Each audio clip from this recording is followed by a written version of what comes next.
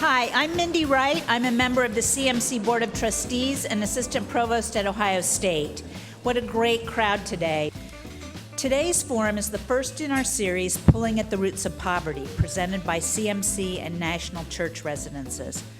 Co-creating solutions, the new Reeb Avenue Center is brought to us with support from U.S. Bank, Girl Scouts of Ohio's Heartland, Thomas Marker Construction, and Moody Nolan. Please help me thank them and their associates who are here.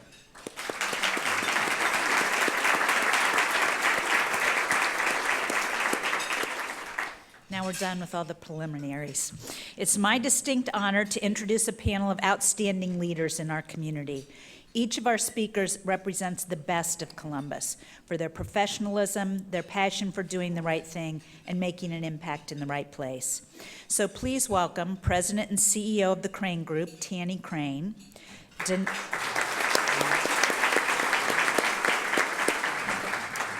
Donato's Pizza and Jane's Doe's Food Chairman of the Board, Jane Grody-Abel.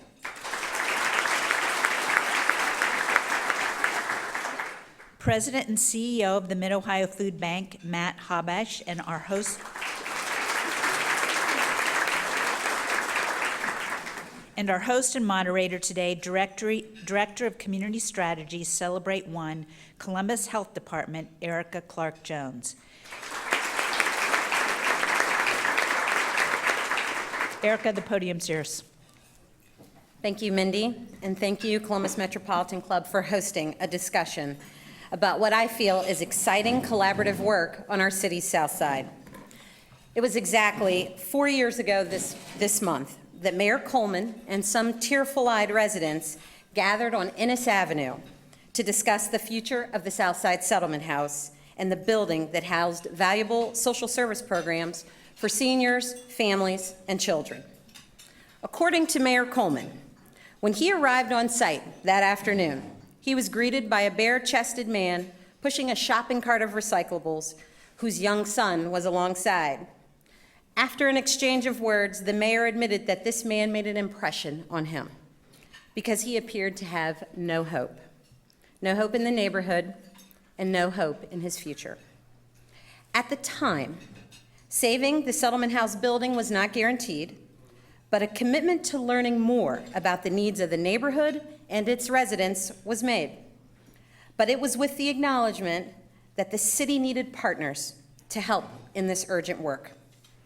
From there, the Columbus Foundation, St. Stephen's Community House, the United Way of Central Ohio, and Community Development for All People immediately stepped in to continue programs and also worked to find what would eventually be known as a group of Southside champions.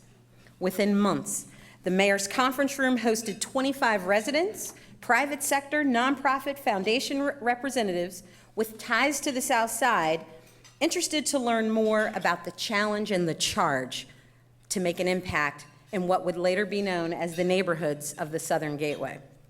Two of our panelists, Tanny Crane and Jane Grody-Abel, were in that room in January 2012. The Kelly, Grody, and Crane families and Grange Insurance led the way and planted the seeds for the project that we are here to showcase today, the Reeb Avenue Center, or what the mayor and close partners refer to as the Hub of Hope. By June of 2012, the vacant Reeb Elementary School was acquired in a land trade with Columbus City Schools. The city exchanged the former Woodland Meadows, termed or referred to as Uzi Alley by the mayor. The city exchanged the former Woodland Meadows site on Stelzer Road for the Reeb Elementary School. This one trade provided opportunities to address 4 issues. CCS acquired land to expand the Afrocentric High School. Nationwide Children's Hospital was encouraged to expand further westward. ODOT acquired land to expand the I-70 corridor, and the South Side had one less vacant parcel and a building that could be used for good. From there, the Southern Gateway revitalization efforts took shape. And as many of you know, the work to revitalize a neighborhood takes many. And the Southern Gateway was no exception.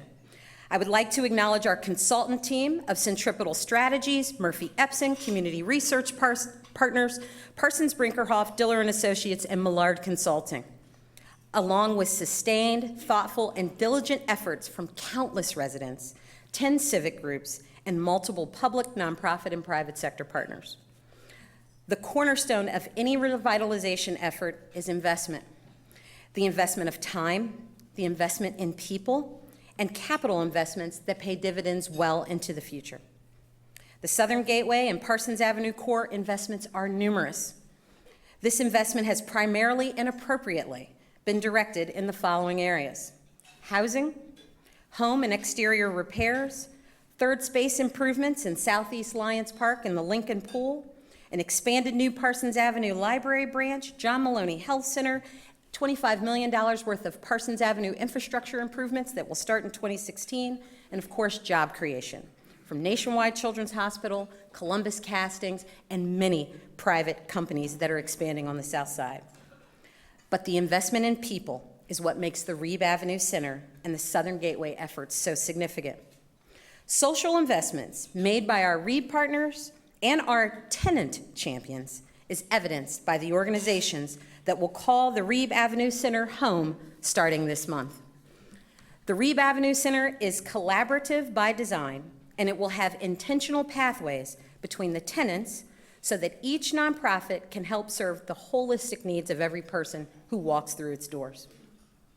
A list of each tenant champion and the services they will provide has been placed at your tables for your review, but each are worthy to be named.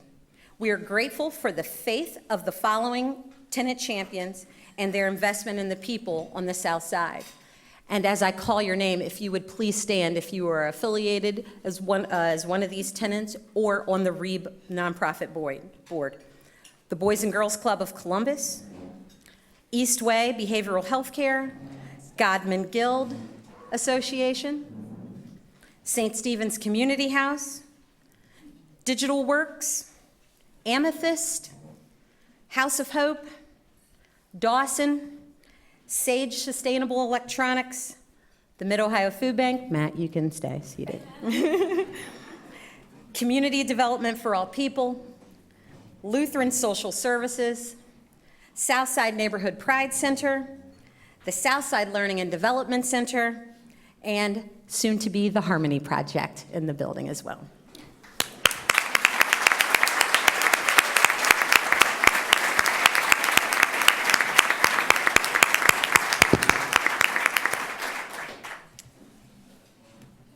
This is more than a renovation of a historic school. This facility places education and lifelong learning at the core of its design. Our tenants and partners will create programs that teach and inspire from cradle through career. We would like all of you to join us on Friday, September 25th at 10 a.m. for the ribbon cutting and the grand opening ceremony. I am honored to have served on this worthy collection of projects and am here today in partnership with these champions, along with the countless staff of the City of Columbus and engaged, dedicated residents that are making investments needed to move a neighborhood forward to claim its promise on the future. The champions that you see before you and that are associated with this project are not in name only. These folks are all in. You can find them giving tours on any given day, raising money, and even hosting musical benefit concerts on behalf of the neighborhood center. Jane, your family engaged early. What motivated you to answer the call early and get engaged with Reeb? Well, thank you, and thank you for having us here today. You know, it's been quite a journey, and the three of us are only vessels to be able to share, as you saw. So many people in this room have been part of this vision. I think for us as a family, early childhood learning and development, our first visit was to Southside Learning and Development Center. And I'll tell you, for me personally, it was looking in the eyes of the children on the South Side that were in the Southside Development Center, which is an old building, that inspired me personally to say, we have to do something different. And so my dad and Christina and our family originally started down the path of saying, we need to get these children into a state-of-the-art early learning center. I wanted to do a capital campaign in order to start that path. But what we all realize early on as well is it's unfortunately bigger than that. Early childhood learning and education is important, but these children go home, sometimes to obviously broken homes, abandoned homes, and what happens afterwards. So the mayor called my dad and Christina early on, and we sat at lunch, and he asked for a champion. Those of you that know my dad, he said, absolutely, but don't associate my name with it. And the mayor goes, I don't think you understand what I mean by a champion. We're using your name. And so while our family, obviously, it didn't take long for us to say we need to invest in something greater. This is the community we grew up in. My dad started Donato's 52 years ago on the south side of Columbus on Thurman Avenue, and that's our neighborhood. And we believe in really leaving behind communities better than when we started there. And while we still serve there, we owe it to the community to do something greater. And so my first call immediately was my very good friend and partner and an incredible leader was Tanny Crane, right? I'm not stupid.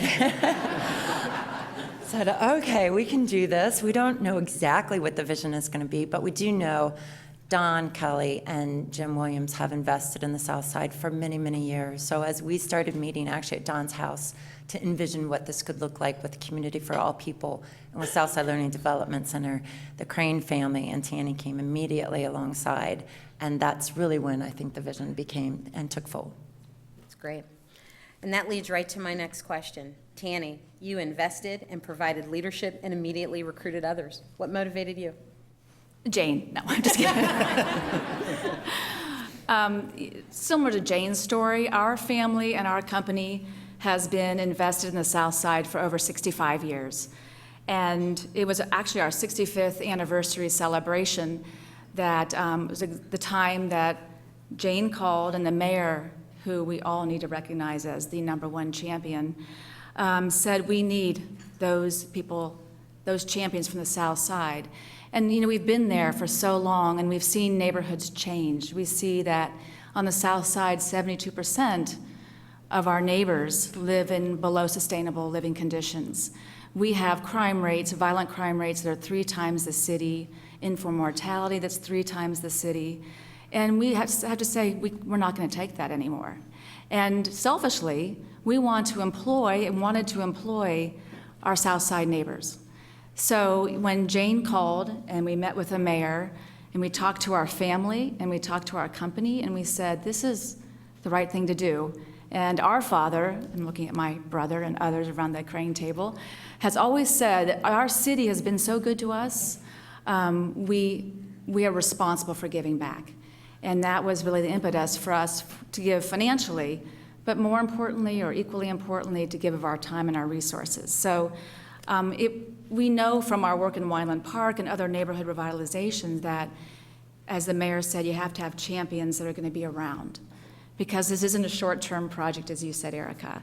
And so we knew then that with the Grody-Abel family and company involved, with our family and company involved, with the Williams, with the Kellys, that we were starting a core, and the city was right there with us stacking hands. So and then the nonprofits with Community Development for All People, who was there from the very beginning, we knew we had something tangible.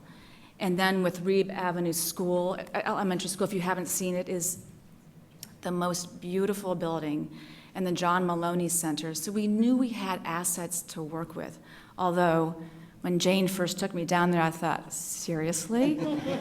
66,000 square feet of this beautiful building, and we're gonna do what with it? So, and it started in, Jim Grody will remember this, sitting in Planck's Cafe at 2 o'clock in the afternoon, having our meetings, that we were gonna mothball the top floor. I mean, this was a labor of love, and it took the 4 years to get us to where we are, but it started with that nucleus.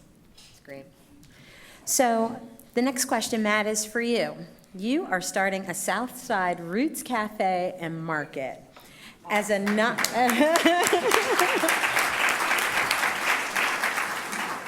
Your organization provides support to agencies throughout the county. Why are you planting roots in the Reeb Center? I think for us, it's a couple things. One is, I had a wonderful conversation with John Edgar, who came to us and basically said, hey, we need some help with the project in the sense that we've got 3 different uses of a kitchen. We were going to have 3 different cooks in the kitchen, using the kitchen. This model wasn't going to work, and we really would like one operator of a kitchen and to do all this work. And I said, One kitchen, though. One kitchen. That was it. I heard that earlier story about the one kitchen. And I went, okay, that's great, but we don't run kitchens. But when we got into it, from us, what we were doing at the food bank was evolving in our work. And we've gotten bigger and bigger. When I started in 1984, we were giving out 3 million pounds of food. This year, we hit 60 million pounds of food. The good news is there's 60 million pounds of good food to get to people that need it. The bad news is we're giving out 60 million pounds of food. And we didn't want to get bigger. So for us, it became both a feed the line strategy. How do we do really well with fresh food, but also an and of how do we really start to talk about ending poverty, ending the line so people don't. So we wanted to create something different. One of the other things that John said to us in that meeting was, we really don't need another free food distribution. So we went back and looked, and we really don't. St. Ladislaus Church is a wonderful partner of ours, it's directly across the street. So could we do something different? And we wanted to create a market that was low cost. We're getting really good at bringing in produce from all over the United States to the tune of 24.5 million pounds last year. And we can bring in low-cost produce that anybody can buy. And additionally, we wanted to blend in a third-place way of bringing people together across demographic lines to eat in the same space. We all celebrate around food. So how do we do that on the South Side? Great, thank you. So I'm going to shift a little bit on how you got this done, okay? And that's everyone. Jane, you and Jim Grody and many of your family deeply believe in the power of education. How did you determine the folks that would be in the building and the agencies and attract nonprofit partners to Reeb? Well, we were fortunate with Mayor Michael Coleman and the Southern Gateway Initiative. That charter was to really canvass the area and find out from over 2,000 residents, what is it you need to get out of poverty? What is that pathway? And so while the canvassing of the neighborhood was going on, we parallel were talking about what is it, not that we want, but what the neighborhood needs. And not even what they want, but what is the need. And so it really boiled down to 2 things. And one is workforce development, so jobs. It's really, really important. And the other part is education. Stable housing, I'll add on, is the third, which is another initiative going on with the Renaissance, which is Don Kelly and my dad and Jim Williams, as well as some other initiatives on housing, because stable housing is critical in order to have job and in order to have education. So we decided to focus on those 2 needs, education and workforce development. The incredible thing about this community, and I know you hear it all the time, and everybody in this room is part of it, is the collaboration that goes on. And so while we have a board, and our board consists of, as a master tenant, we are a nonprofit, of private, which is 3 private, it's 2 city officials, 1 tenant, and 1 community liaison. In that board, our role is to assure that any tenant that comes to that building, which there are 13 nonprofits that are subtenants in this building, has to fulfill the need of education or workforce development. So as we were crafting this vision, we had nonprofits knocking on our doors. And the beautiful thing about when you bring really smart people together, you create a vision that's way beyond anything any of us could ever have dreamt of. So the Southside Roots Cafe is a perfect example of that. And that is getting people in the same room to talk about the needs of the community and how do we fulfill education and workforce development in such a way that we're going to impact lives for generations. And that's how really the ideas, the creativities, the collaboration, and we all know, because now we're a nonprofit for fighting for that same dollar too, that nonprofits are all out trying to do really great work. And now we have an opportunity to put them in an infrastructure where they can have shared services and they can lean on each other. And we can walk one client, one tenant from the Southside Learning Development Center with their child up to Godman Guild where they can get their GED, and their children can go up to the Boys and Girls Club, and they can then go to DigiWorks and find employment. And this is all under one building. So what I love is our nonprofit partners and our champions who came together and said, wow, I don't have to give them a bus pass to go down and go to this particular service anymore. All the services are here, and they're all new in the Southside Community Center as well. It's great. So part of that sounds slightly revolutionary, and every revolution must be funded. So, Tanny, enter Tanny Crane, right? Tanny, how did you compel the private sector to partner on the Reeb Center and commit to this new concept? It's been, as I said, a kind of a labor of love. I just want to just add on to Jane's comments about the nonprofit partners. What was really amazing is through our tours, and I think we've done 95 at this point, but every time we would give a tour, whether it was to a state legislator or a county official or state, they'd have another idea. Have you thought about this OSU Extension as a partner, Columbus State Community College? And so, oh, that's a great idea, let's call. And so it really has been an evolution as well, and we've learned as we've gone along that, and we've just continued to bring partners who are willing to be creative with us and co-create as we go along. So we have shared tenants, shared space. That's been remarkable. But then as far as getting private community to be invested in this, not to say that's been easy, but it's been a tremendous process. And I think what the business community sees is it's lifting up. We're talking about lifting up the South Side. This is not about handouts, but it's really enriching our neighborhood. And it's about our neighborhood, and it's for our neighborhood. And what I think our business community has seen, and the private community, the foundation community, and the nonprofits, is we're trying to develop a sustainable model. And so from board governance to building an endowment that goes into perpetuity, and those who are interested in giving to our endowment, reebavenuecenter.org. We'll have a box at the door any way you want to do it. Still raising it. But we're trying to develop, and this is learning from other efforts. We are learning from the near South Side, from Healthy Communities. We've learned from Wyland Park, from PACT. We're all trying to work together, but our local effort in the South Side, I think, is coming to fruition. We've raised in capital $12.1 million. And that was a result of bringing business partners down to Reeb to see the vision that this community is developing and believing that those dollars are going to give them a great return. It's jobs, as Jane said, and it's education. We're all about breaking that cycle. And so I think that the private community sees that this is a model.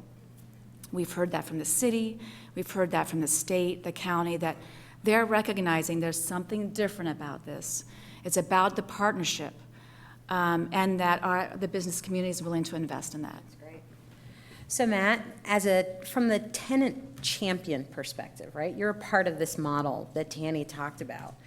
You know, I'm going to ask you, even though I don't want to ask you to speak on behalf of all the tenant champions, I'm going to ask you to do this. What makes this project different from the tenant champion perspective? I think if you just listened really carefully to what Tanny just said, I think it's about connecting to the people.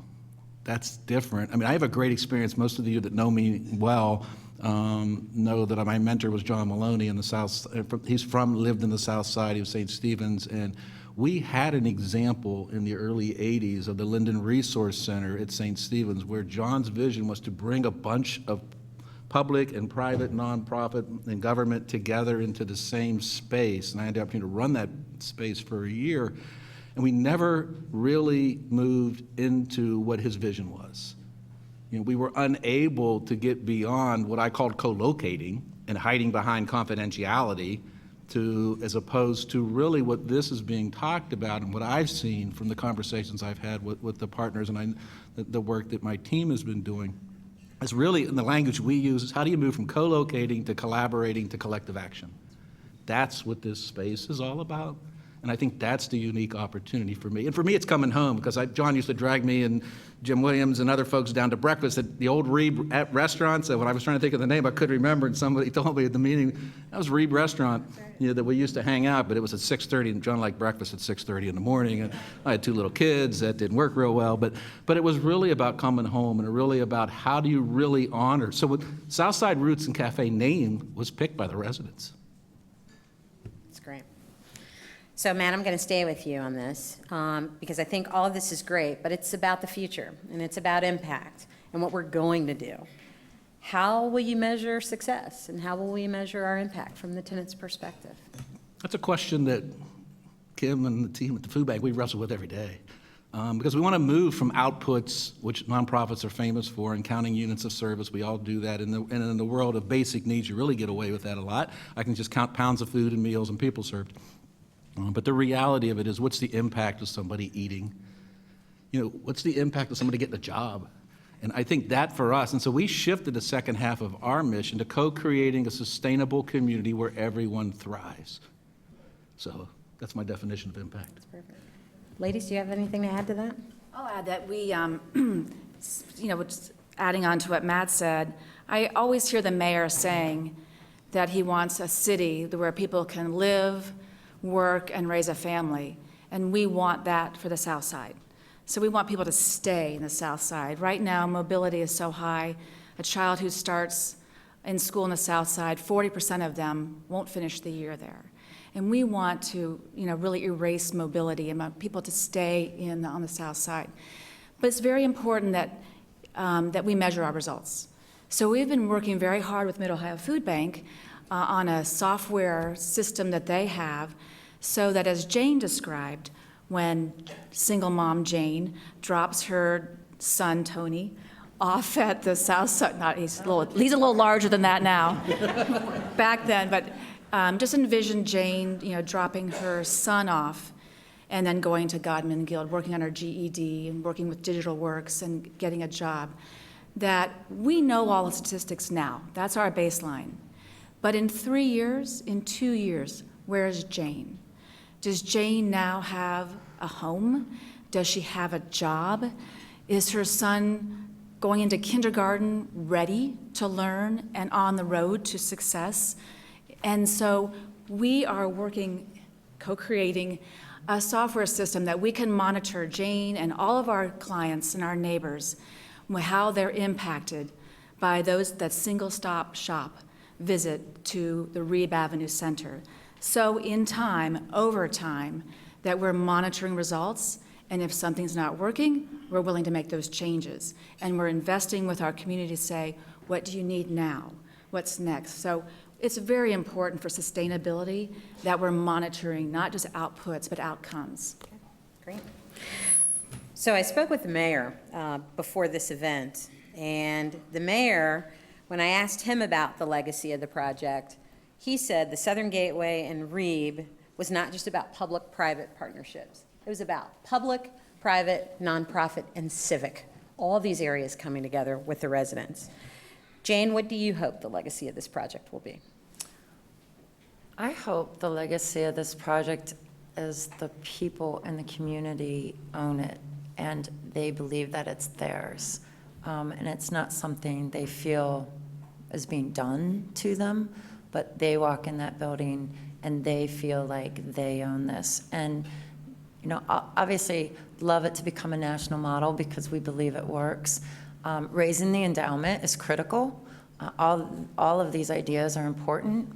We are $1.8 million into a $4 million endowment, but the sustainability has to work. So the legacy is beyond that, is that the people, the residents in the community have homes, have stable housing, have education, have jobs, and are able to raise generation after generation after generation on the south side of Columbus. And I would like to just note, when we have done many tours, so if anybody would like to do a tour, we'd be happy to take you, that Carrie Millard with Millard Consulting is truly the hero behind so much of this, whether it's pro formas or the RFPs for security management or property management. She's climbed in windows. She's been stuck in the snow. We've pushed her out. She's She's an incredible leader, but she's also helped us articulate this vision in a way that we are able to communicate not only to you, which is important, but to the community, so that we can get the engagements of not only the head, but the heart. That's great. Thank you. So I'd like to let the audience know that in a few minutes we move to audience questions, but allow me to ask just one final thought of our panelists. So this is for each of you. If you knew then what you all know now, what would you have done differently on this project? Run, Jane. Run, Jane, run. I'll start. I think it's one of those loaded questions. This has been, over the last 3.5, 4 years, such an evolution as we've talked about, and we would never be where we are today with the tenants we have, with the neighborhood involved, with our incredible board, with our great support, if we hadn't taken every step along the way. So I don't think I would change anything, except maybe one thing. There's one guy in this room who is he's a bulldog. And we had him at the beginning of the project. He works for the city, John Hanson. We wish he had him from the very beginning, stayed with us. He's back with us, and he makes sure that when that building opens, it's going to be spectacular. So I wish we had him all the way through the project.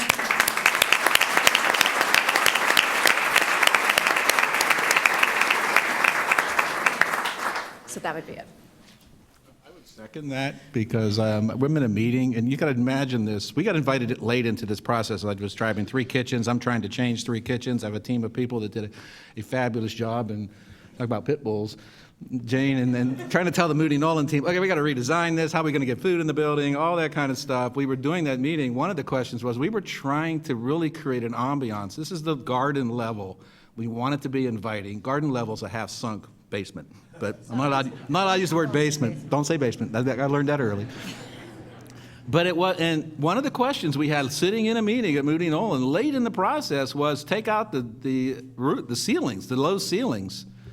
John got on the phone and he goes, well, you better decide right now because they're there working on it right now. I've never in 14 years in Portland being at the City Hall had something happen so fast in my life. And we now have much higher ceilings in this and created an ambiance that we really wanted to be inviting. So I would second that. I think for us and for me personally, this is really, it was a unique opportunity for us to bring a team of people together to really honor the residents of the South Side. And I think that's what this has the potential to do, is to honor the history of the South Side and to really honor the residents. And we've talked over and over again about this is a co-created process. It's not something where you go in and fix something. That's a different way of thinking. Oh, I have to concur. I think, John, an amazing, and people obviously when they say, oh, well, we are working with city and state and federal and nonprofits and private donors, and how much bureaucracy is there is the question all the time. And with you on it, it is amazing. You're able to get things done, and your entire team, the entire team from the city has been fabulous. Erica, your leadership on this has been incredible. So I think the coolest thing about this is it's a shared vision, and everybody's part of it. It isn't one person's vision, and it's not something that one person created. Everybody's part of it. So everybody at the table is always, yes, how can we do it? You don't hear, oh, we can't do that. It's always, yes, how can we make that happen? That's fantastic. Thank you very much for sharing. So it is the CMC's tradition to take audience questions. Please step to the microphone, give us your name, and ask your question. And we thank you in advance for not making long editorial comments. Hi, I'm Rebecca Asmo from Boys and Girls Clubs of Columbus, and we're really just honored to be a tenant. For people in this room who haven't been involved on the South Side or at Reeb that are here today, how can they get involved and help to continue to, move this vision forward? I'll start by, I was going to say, there's so many ways. Rebecca, thank you for that question. Carrie, what's your phone number? No. No. So you can go to the website. This is everyone's center, so we really value people. to help out. So reebavenuecenter.org, you can get information there. On September 12th. You can donate there, too. Oh, you can donate there. On September 12th, which is a Saturday, and this is, I was speaking out to my family and the company too, as we've talked about all along, this is the community's center. We are going to canvass the neighborhood with 2,700 homes, and we're going to talk to the neighbors about what's about to open in their community. Leaflets, flyers with all the services, Donato's coupons, hopefully some Able Roof koozies and things, and the Roots Cafe brochure. But anyone who would like to volunteer to walk with us, we need many. So from 9 to 12 on September 12th, meet at the Reeb Avenue Center. I was just going to say something else. We'll give tours. Oh, we'll give also, tours and as then well. we'll canvass the neighborhood. That's one way. And I've had people come up to me to say, how can they help? Ruth Bell, who is on our board, who's a community volunteer, the idea for legacy for me is that she feels that this is an important element, an important addition to our community. But Ruth single-handedly is going to be staffing the front desk and doing all kinds of things, so she'll need help. And she volunteered. And she volunteered, so anybody and everyone is welcome.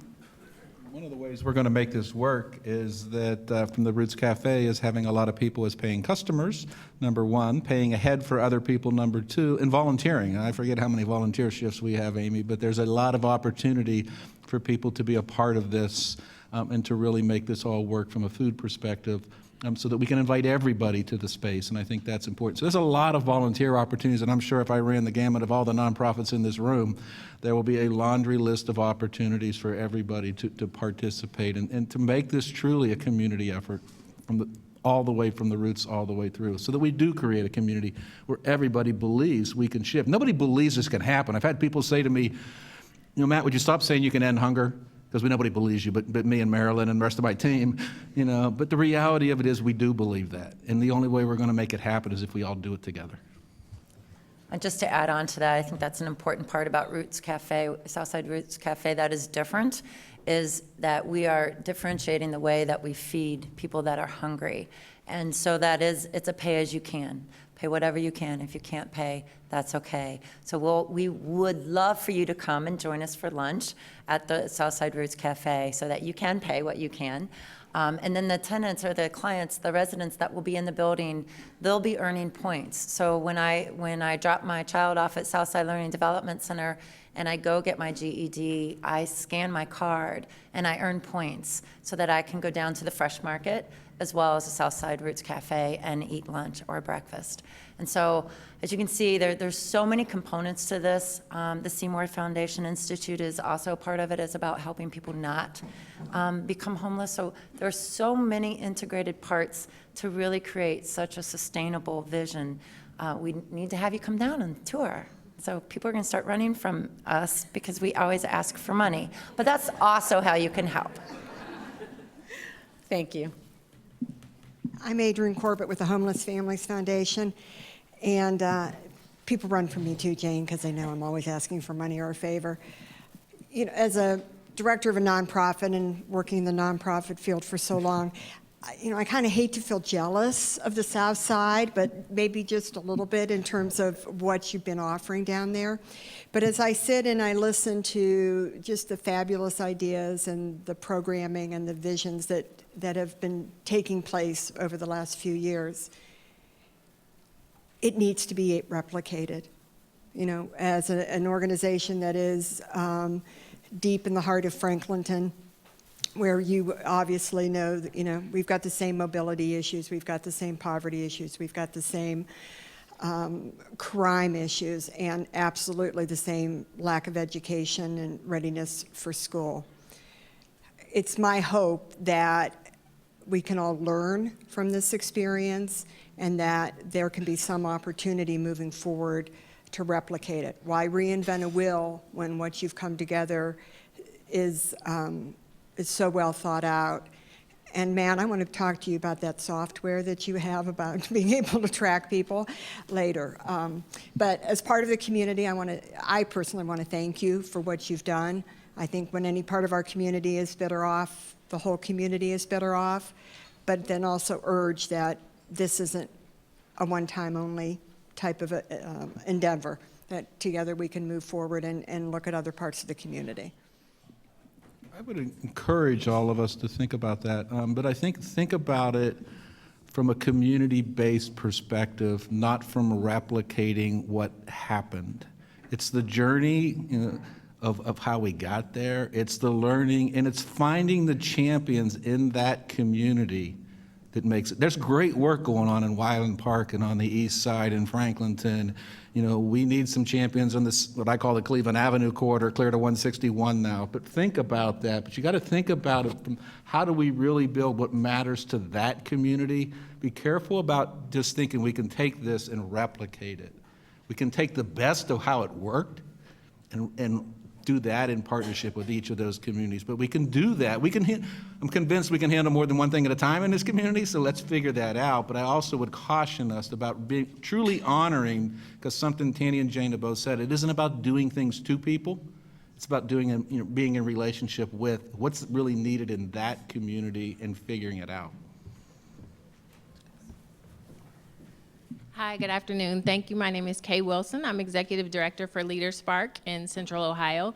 I wanted to ask a question of you, kind of piggybacking on what she said. In regards to lifting other communities, most specifically, Tanny, to you, and Jane, to you, how do you feel, or do you feel, as an entrepreneur and family-owned businesses, how do you go about lifting up other communities or other private businesses or private people within those communities? Or do you feel that we have enough to go around to have more champions in those particular communities to lift up those communities in those areas? Well, I believe every one of us in this room has a story, and we all come from somewhere. And it is in each of those communities finding who those champions are, and where they came from. And so for us, it was the South Side. However, we also serve 62 different communities just in the Central Ohio area. And so we are responsible as an employer to do good. And that's why we're in business, is to serve others the best pizza and make their day a little better. And the best way to do that is to give back to the community. So all of our stores in the communities that we do business have a goodwill budget where we donate back to the communities in which we do business. It's what my dad did 52 years ago. It's what we believe in. And I think every employer, and I know in Columbus, Ohio, every employer has that heart. There hasn't been one business person that we brought to Reeb Avenue that wasn't touched.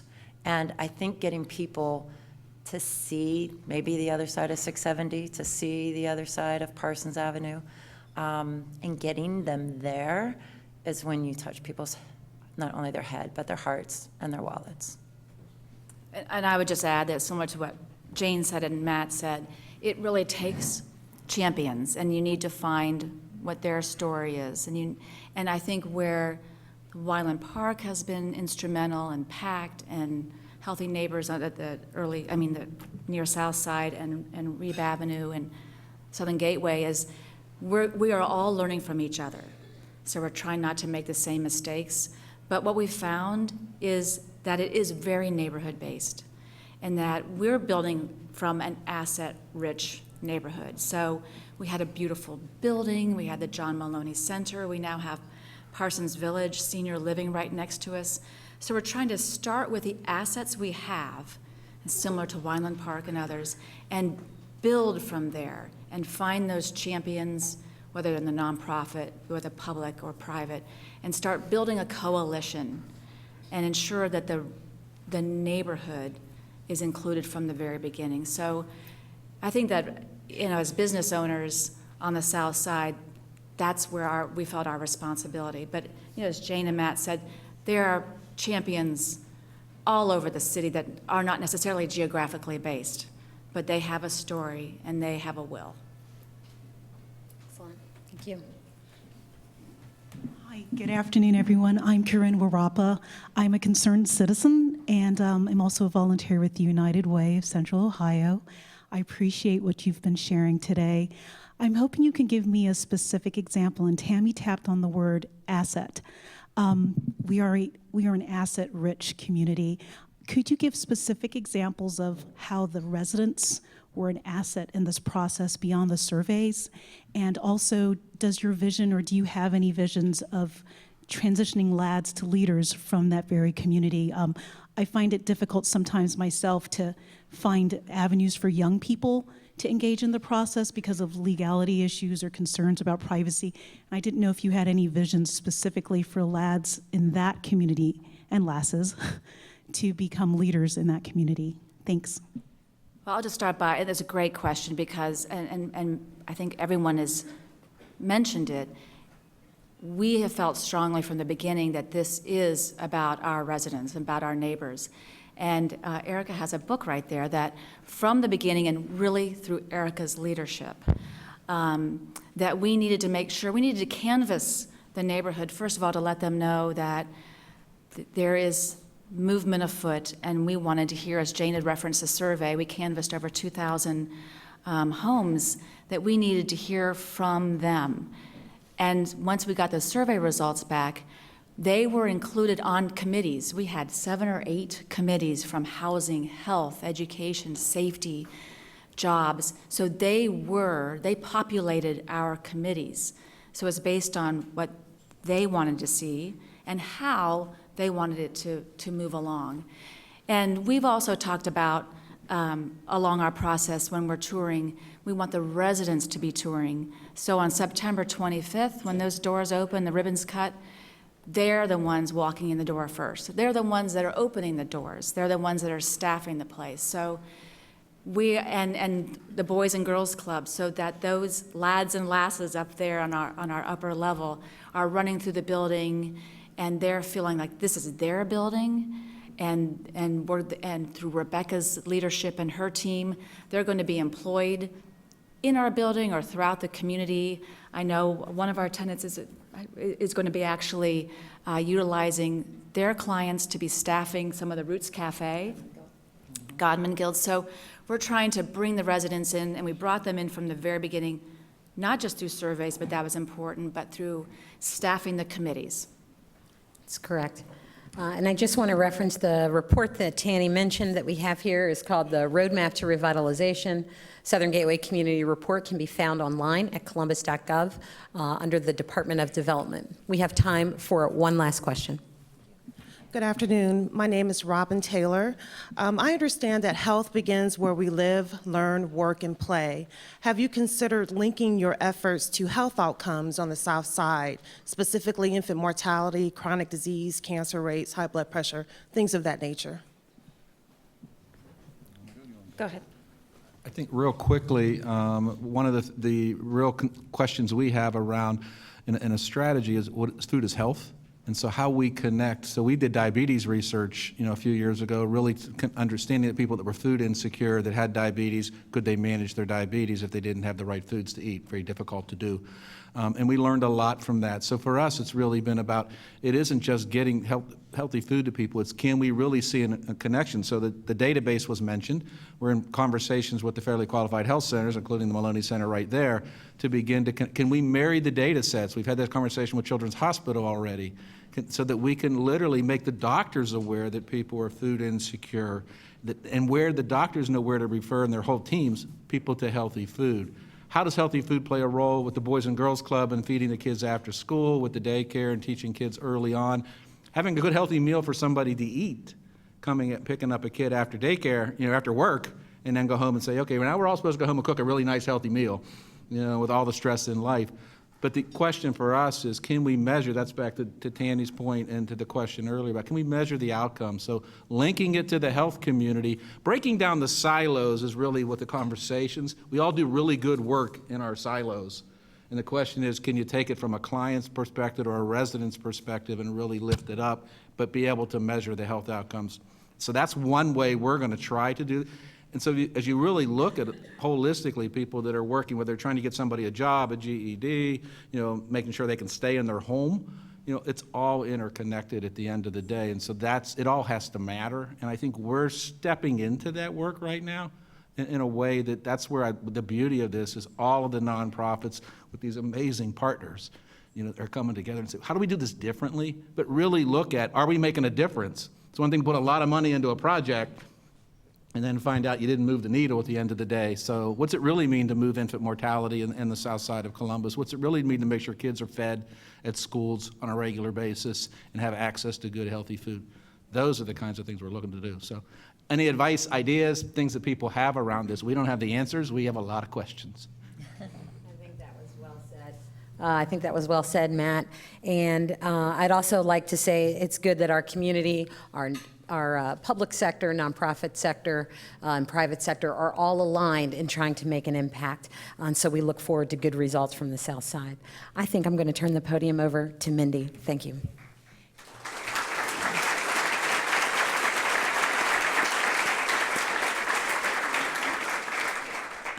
Remember that you can view and share all of our forums on CTV Columbus Television, on WOSU and PBS affiliates statewide through the Ohio Channel, and anytime on CMC's website via YouTube. Before we conclude, please help me thank our forum sponsors, U.S. Bank, Girl Scouts of Ohio's Heartland, Thomas and Marker Construction, Moody Nolan, our series sponsor, National Church Residences, and our speakers, Tierney Crane, Jane Grody-Abel, Matt Habash, and Erica Clark-Jones.